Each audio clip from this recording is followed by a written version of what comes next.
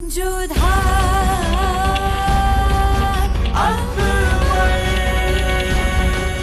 ये धारावाहिक किसी प्रकार की ऐतिहासिकता का दावा नहीं करता। तत्कालीन परिस्थितियों को दर्शाने के लिए आवश्यक और उचित नाटकीय रूपांतर किए गए हैं। ऐतिहासिक रूप से जोधाबाई के स्थान पर हरकाबाई, हीर कुंवर जैसे नाम इतिहास में प्रचलित हैं। ये धारावाहिक किसी भी सामाजिक परंपरा और पारिवारिक संबंधों का ऐतिहासिक दावा नहीं करता है। इसका उद्देश्य किसी भी समुदाय की भावनाओं को ठेस पहुंचाना नहीं है।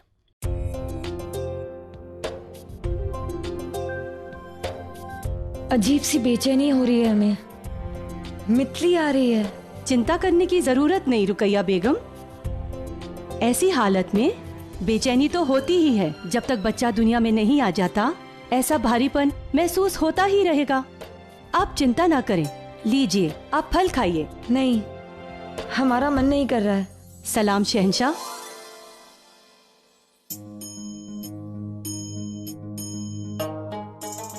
आपसे एक गुजारिश है। जी। बड़ी अम्मी की तरह आपने भी हमें अपना दूध पिलाया है। हम चाहते हैं कि आज बांदी और फकीरों में खैरात की तकसीम का जिम्मा आप लें। जैसा आपका हुक्म शहंशाह।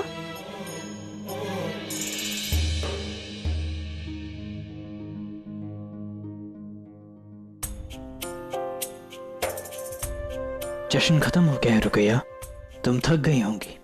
तुम्हें नींद नहीं आ रही? नहीं जलाल, जब दिल से लगातार दुआ निकल रही हो तो आंखों में नींद नहीं आती। खुदा ने तुम्हारी मुराद पूरी तो कर दी, तुम्हारी गोद भरती। अब क्या मांगूंगी उनसे? यही कि हमारी कोख से बेटा ही हो। हम केवल तुम्हें औलाद नहीं देना चाहते जलाल, हम तुम्हें इस सल्तनत का वारिस देना चाहते हैं।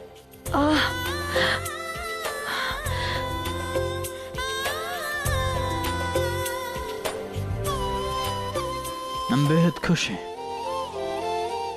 तुम्हें हमसे ज्यादा हमारी होने वाली औलाद का ख्याल है। हमें तो इनसे रश्क होने लगा है। अब चलो, चलकर आराम कर लो।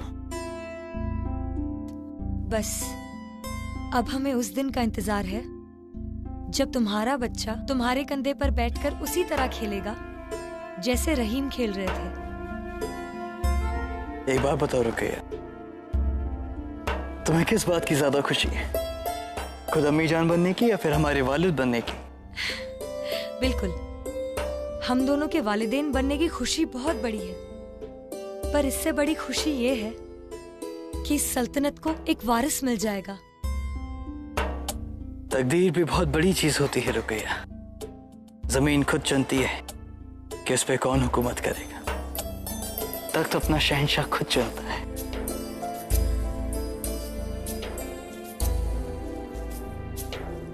जलाल, ये जमीन और तख्त को तय करने दो कि हमारा बच्चा शहंशाह बनेगा या नहीं। तो अब तुम बताओ कि तुम्हें किस बात की ज्यादा खुशी है? बेशक हमारे वालिदैन बनने की रुकैया। रुकैया, एक वालिदैन के लिए उसकी औलाद से अहम कुछ नहीं होता है। हमने तो तय भी कर लिया है कि अगले 1 साल तक हम किसी जंग के लिए कूच नहीं करेंगे। यहीं रहेंगे तुम्हारे और हमारे होने वाले बच्चे के साथ। रुकैया, खुदा का करम है हम पर। उसके रहम के लिए हम उसका दिल से शुक्रिया अदा करना चाहेंगे। न जाने ऐसा क्यों लग रहा है कि तुम्हारे सीने में भी दिल धड़कने लगा है जलाल। जब बात औलाद की है तो हाँ, शायद हमारे सीने में भी दिल है।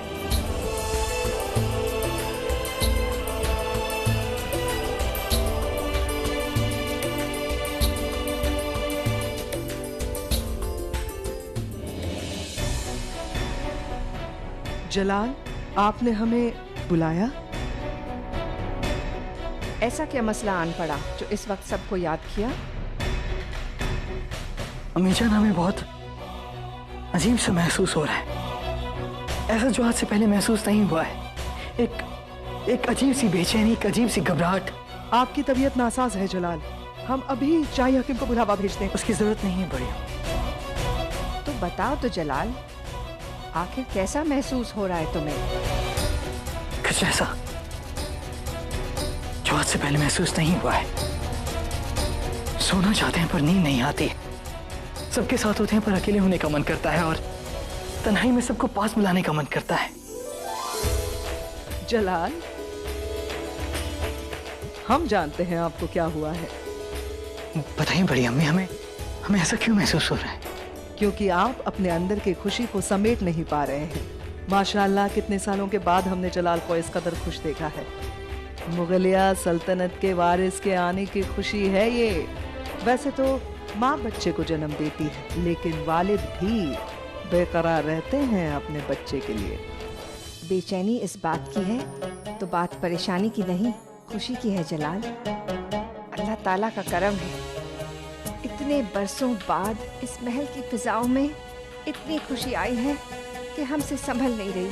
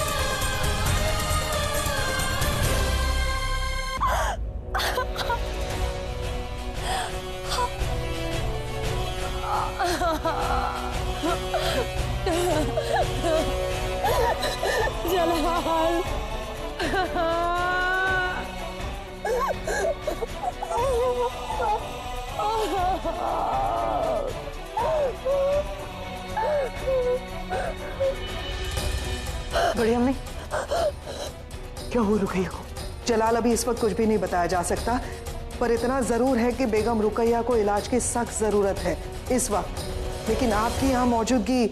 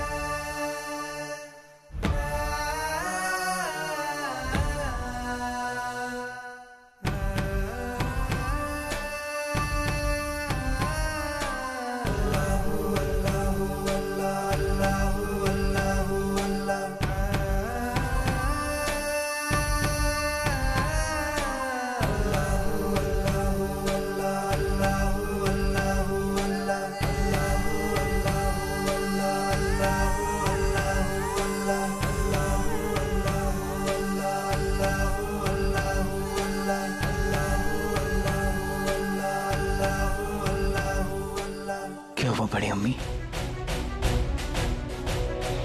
चला बेगम। बड़ी अम्मी, साफ साफ बताइए क्या हुआ? बेगम रुकैया का हमल गिर गया जला।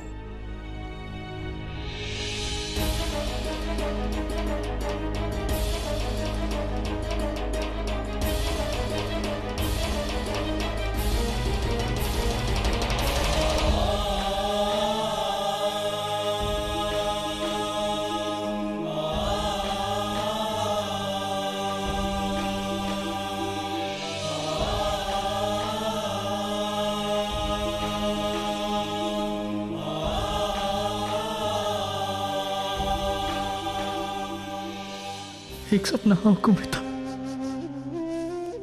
आंसू बन के बह गया। क्यों करता है खुदा हमारे साथ ऐसा? क्यों हमारी प्यास जगाता है, फिर पानी दिखाकर छीन लेता है हमसे? रहीम है ना वो, फिर क्यों रहम नहीं किया उसने हम पर? बचपन से कम रुकैया पर तो तरस खाता, सजदा करती वो, दुआएं मांगती वो।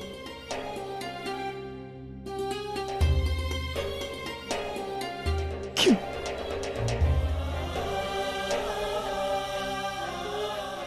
जलाल, हम जानते हैं आपको बहुत गहरी चोट लगी, बिखर चुके हैं आप। बेगम रुकैया भी। अल्लाह बड़ा कारसाज है जलाल, वो कब क्या इसके बारे में सोचेगा कोई नहीं बता सकता। खुदा मिलेगा तो पूछेंगे उससे, क्यों सोचा ये हमारे लिए? बड़ी अम्मी, कोई हमसे हमारा तख्त छीन ले, हमारा ताज छीन ले, हमारा सल्तनत छीन ले, सब कुछ छीन ले हमारा, लेकिन कोई हमें हमारी औलाद लौटा दे। बस कोई हमें हमारी खोई हुई बस औलाद लौटा दे।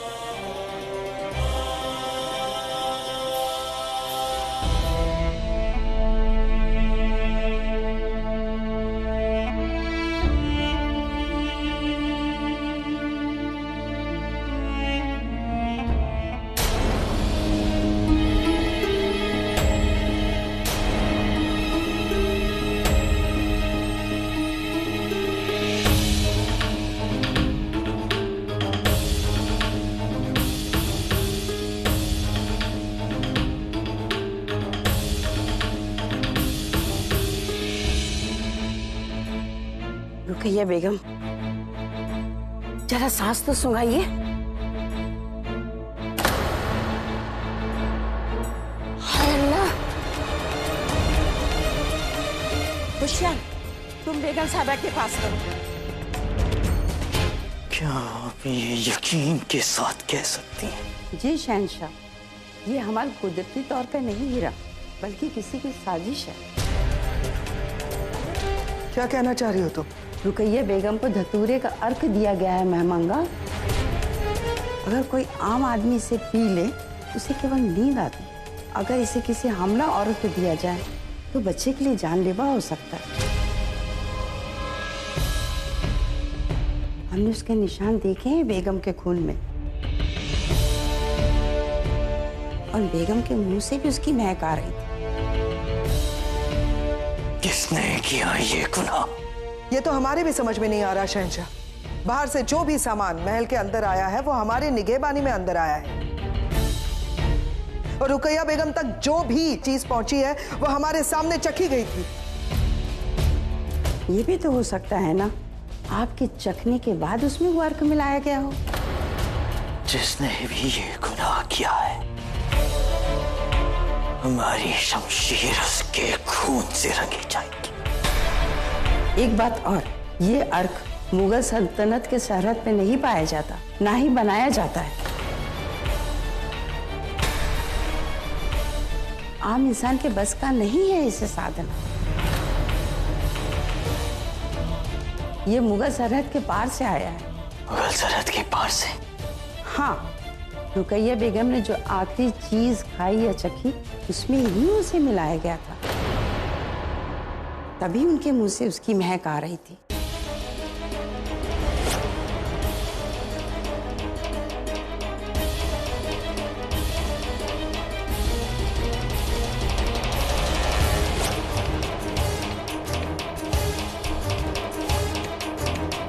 बेगम रुकैया ने आखिरी बार गुस्ताखी माफ शहंशाह, पर बेगम रुकैया को आखिरी बार बेगम जोधा ने आमिर का केसर मिलाकर दूध पिलाया था। तो ख्वाजा शेरा जो कह रहे हैं उसके हिसाब से तो बेगम जोधा क्यों करेंगी ऐसा? ये हम नहीं जानते, मगर मुगल सल्तनत के पार सूखे इलाकों में ये पौधा पाया जाता है। किसी पुराने राजघराने में पहुंचे हुए हकीम ही इसे बना सकते हैं। अगर ये बात झूठ निकली तो सबसे पहले तुम्हारा कत्ल किया जाएगा। हम साबित कर सकते हैं हुजूर। केसर की सारी डिब्बियां यहाँ लाई जाए।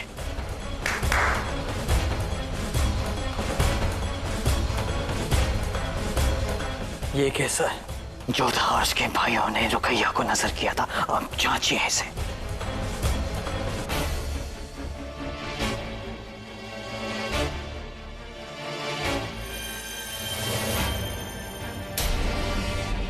ये देखिए शहंशाह, ये हरा रंग उसी अर्क का है। जैसा हमने कहा था, अगर इसमें अर्क है, इसके खाने के बाद थोड़ी नींद आ जाएगी। ठीक है, अभी दूध का दूध पानी का पानी हो जाएगा।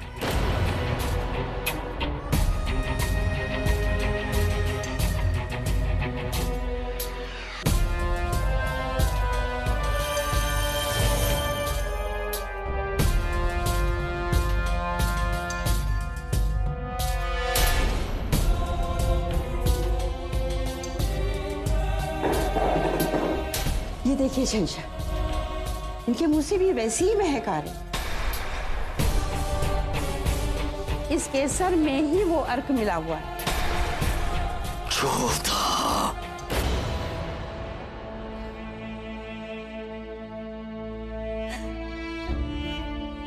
हुजूर, ख्वाजा सेहरा ने साफ साफ कहा है कि हमल आमेर से लाए गए केसर की वजह से गिरा है। उस केसर में धतूरे का एक खास अर्क मिलाया गया था जो कोख में पल रहे बच्चे के लिए जानलेवा होता है।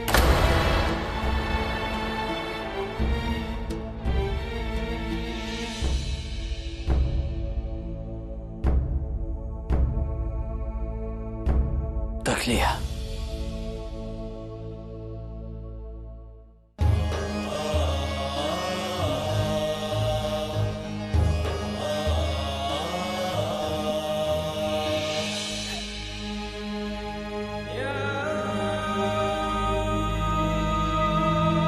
मैं बहुत अफसोस है रुकैया। अफसोस तो हमें भी है जलाल। अफसोस की सच जानने के बाद भी तुम पहले यहाँ आए, जाकर उस गुनहगार को सजा नहीं दी। रुकैया, हमें सब पता चल चुका है जलाल।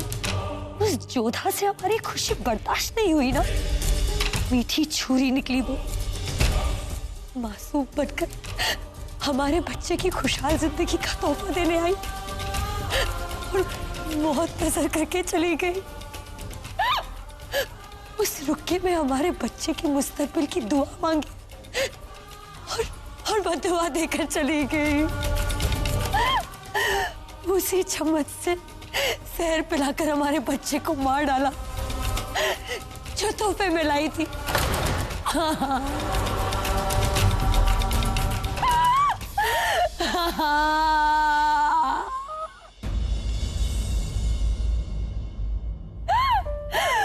खुद को संभाला रुकैया। जिसकी कोख उजड़ जाए वो कैसे संभले जलाल। हमें हौसला नहीं, इंसाफ चाहिए, इंसाफ। और ये इंसाफ एक बेगम अपने शौहर से नहीं बल्कि एक माँ अपनी सल्तनत की शहंशाह से मांगती है। हमें इंसाफ चाहिए। मौत से भी बदतर सजा मिलनी चाहिए उस गुनहगार को जिसने ये जलील हरकत की है। उसने हमें खेल में मात दी, हम सह गए, लेकिन हमें नीचा दिखाने के लिए हमारी औलाद पर वार किया। ये हम कैसे सहे जलाल। हमें इंसाफ चाहिए, चाहे गुनहगार जोधा बेगम ही क्यों ना हो। हमें इंसाफ चाहिए जलाल, हमें इंसाफ चाहिए।